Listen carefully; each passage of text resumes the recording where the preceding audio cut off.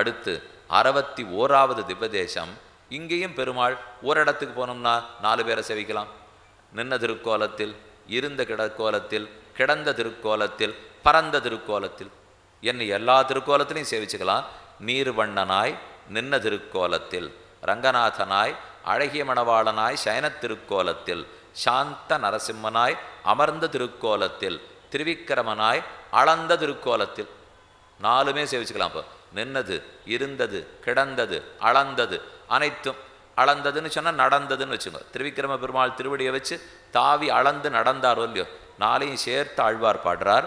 திருமங்கை ஆழ்வாருடைய பாசுரம் க்ஷேத்திரம் தோயாத்ரி திருநீர்மலை. இதுவும் சென்னைக்குள்ளேயே இருக்குது. ரொம்ப நடுவில் இருக்குது திருவல்லிக்கேணி. கொஞ்ச நாள் முன்னாடி தள்ளின்னு சொல்லியிருக்கணும் திருநீர்மலையை. இன்றைக்கி அநேகமாக அது எல்லாமே தாண்டியே சென்னப்பட்டணம் விரிஞ்சு போச்சு. இப்போ அப்போ அந்த பெருமாளும் உள்ளே இருக்காருன்னு தான் சொல்லிக்கணும். அந்நாயர் குலக்குடையோடு அனிமா மலர்மங்கையோடு அளாவி அவுணர்க்கென்னானு மிரக்கம் இல்லாதவனுக்கு குறையுமிடமாவது இரும்பொழில் சூழ் நன்னாய புனல் நரையூர் திருவாலி குடந்தை தடந்துகள் கோவல் நகர் நின்னான் இருந்தான் கிடந்தான் நடந்தார் கிடம் மாமலையாவது நீர்மலையே. இதோ நீர்மலை மாமலை தோயாத்ரி. தோயான தண்ணீர், நீர்மலை. பெருமாள் அடியார்களை பார்த்த உடனே நீராட்டம் உருகி நிற்கிறாராம். அதனால தான் இந்த மலைக்கே நீர்மலைங்கிற பேர் வந்தது. 4 பேரும் சொல்கிறார் பாருங்க. நின்னான் இருந்தான் கிடந்தான் நடந்தார்கிடம் மாமலையாவது நீர்மலையே. நீர்வண்ண பெருமாள் தான் பிரதான பெருமாள். அவர் கீழே இருக்கார். தோயாத்ரிங்கிற மலைக்கு மேலே போனோம்னா மற்ற 3 பெருமாள் எழுந்துள்ளிருக்கார். அதில் சாந்த நரசிம்மர் அமர்ந்திருக்கார், ரங்கநாத பெருமாள் சேனிச்சிருக்கார், திருவிக்கிரம பெருமாள் நடந்து உலகத்தை தாவி அளந்து கொண்டிருக்கிறார்.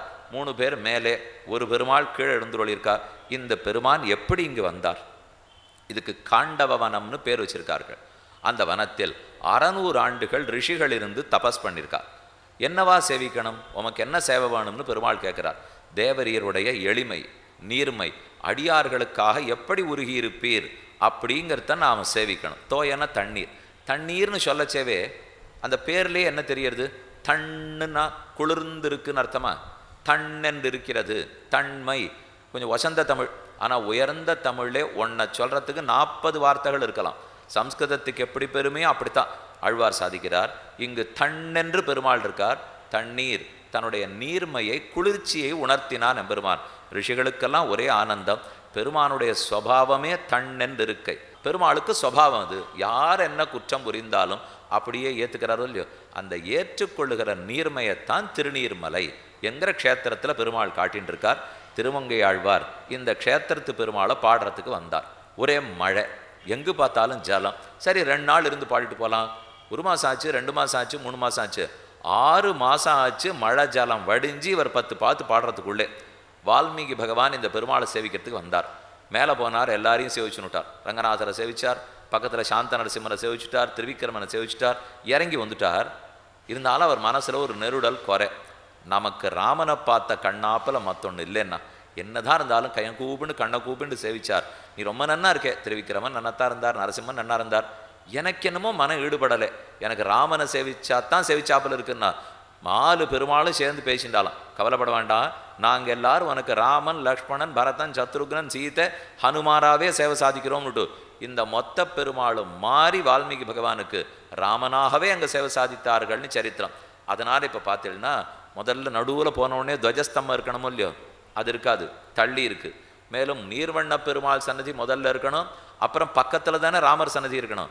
வாச கோபுரத்வாரம் மேலேருந்து மலையிலேருந்து இறங்கி வரும். கீழே இருக்கிற கோவிலுடைய கோபுரத்வாரம், கோபுரத்வாரத்துக்கு நேரம் இருக்கிறது ராமர் தான். கோவில் ராமர் கோவில் இல்லை, நீர்வண்ண பெருமாள் கோவில். ஆனால் நீர்வண்ண பெருமாள் பிரதான கர்ப்பகிரகத்தில் இல்லை, அவர் பக்கத்தில் இருக்கார். ராமர் தான் முதல்ல இருக்கார். ஏன்னா வால்மீகி பகவானுக்கு ராமனாகத்தானே இவ எல்லாரும் சேர்ந்து காட்சி கொடுத்துருக்கா. அதனாலே இனி பெருமானுடைய எப்படி எழுந்துருளி இருக்காருன்னு பார்ப்போம். ரொம்ப ஆச்சரியமான சன்னிவேசம். கீழே, அதாவது மலைக்கு கீழ்வாரத்தில் பெருமான் நீர்வண்ண பெருமாளாய் நீலமுகில்வண்ணனாய் கிழக்கு நோக்கி நின்ன திருக்கோலம். தாயார் அணிமாமலர் மங்கை நாச்சியார், தனிக்கோவில் நாச்சியார். அதே போல மலைக்கு மேலே போனோம்னால் 3 பெருமாள். முதல்ல சாந்த நரசிம்ம ஸ்வரூபனாய் 2 திருக்கைகளோடே பிரகலாதனுக்கு அருள் கொடுக்கக்கூடிய ஆச்சரியமான நரசிம்ம பெருமாள் எழுந்துள்ளிருக்கார். இதை பற்றி திருமங்கையாழ்வார் பாடச்சேவே நன்னாய புனல் நரையூர் திருவாலி குடந்தை தடந்துகள் கோவல் நகர் என்று 4 க்ஷேத்திரத்தை பாடிவிட்டார். கோவல் நகர்னு சொன்னது அங்கே திருக்கோவலூரில் பெருமாள் திருவிக்கிரமனாக இருக்கார். அதை போல் இங்கேக்கும் திருவிக்கிரமனாக இருக்கார். திருவாலியில் பெருமாள் நரசிம்மனாக இருக்கார். இங்கேயும் நரசிம்மனாக இருக்கார். குடந்தையில் பெருமாள் சயனிச்சென்றிருக்கார், ரங்கநாதனா சாரங்கபாணியா. அதை போல் இங்கேயும் ரங்கநாதன் சயன திருக்கோலத்தில் இருக்கார். புனல் நரையூர், தண்ணீரோடு இருக்கிற நரையூர் நீர்வண்ண பெருமாளாக இருக்கார். அப்போ அந்த 4 திவ்யதேசத்து பெருமாளையே இங்கே ஒரு திவ்யதேசத்தில் நான் கண்டேன் என்று திருமங்கையாழ்வார் பாடியிருக்கார். அடுத்தது ரங்கநாத பெருமாள் சயன திருக்கோலத்தில் 4 கைகளோடே சங்கு சக்கரங்களை பற்றி கொண்டு திருவடியில் தன்னுடைய ஸ்ரீதேவி பூதேவி நாச்சியாரோடே சயன திருக்கோலத்தில். அடுத்து திரிவிக்கிரம பெருமாள் நடந்து அளந்த திருக்கோலத்தோடு உள்ளார்.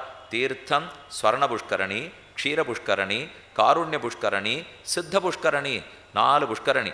க்ஷீர புஷ்கரணி ரங்கநாதனுக்காக, சித்த புஷ்கரணி நரசிம்மருக்காக, காருண்ய புஷ்கரணி திரிவிக்கிரமனுக்காக, ஸ்வர்ண புஷ்கரணி நீர்வண்ண பெருமாளுக்காக. இப்படி 4 புஷ்கரணி 4 பெருமாளுக்கு ஆழ்வாரே சாதிக்கிறார். காண்டவனம் என்பதோர் காடமர் கரையானது கண்டவன் நிற்க என்று காண்டவனத்திலே தோயாத்திரியில் பெருமான் இங்கே எழுந்துருள் இருக்கிறார்ங்கிறத பார்த்தோம். காட்சி சேவித்தவர்கள் வால்மீகி பகவான், தொண்டமான் சக்கரவர்த்தி, நீர்மலை எம்பெருமான், திருநீர்மலை. நீர்மை, நீர்னா வெறும் நீர்னு அர்த்தம் பண்ணிக்க வேண்டாம். நீர்னுடைய நீர்மை, நீர்னுடைய தன்னென்று குளிர்ந்திருக்கிற தன்மை, அந்த அத்ரி அதுவே மலையை போல இருக்கிறது தான் தோயாத்ரி, நீர்மலைங்க பேர் பெற்றது. இந்த ரெண்டும் பாருங்க, நீர்மலை அவருடைய உருக்கத்தை எல்லாம் சொல்கிறது நீர், மலைன்னா உறுதியெல்லாம் சொல்கிறது மலை. நீர்மலைக்கு 2 நேர் வெவ்வேறாக இருப்பாருங்க. மலைனாலே உறுதியோடு இருக்கும், நீர்னாலே உருகி இருக்கும். உருக்கமும் உறுதியும் ஒரு தனி உபன்யாச தலைப்பு வச்சுங்க. உருக்கமும் உறுதியும். நீர்மலை உருக்கமாக இருக்காருங்கிறதுனால நீர், உறுதியாக இருக்காருங்கிறதுனால மலை. எதில் உறுதியாக இருக்கார்?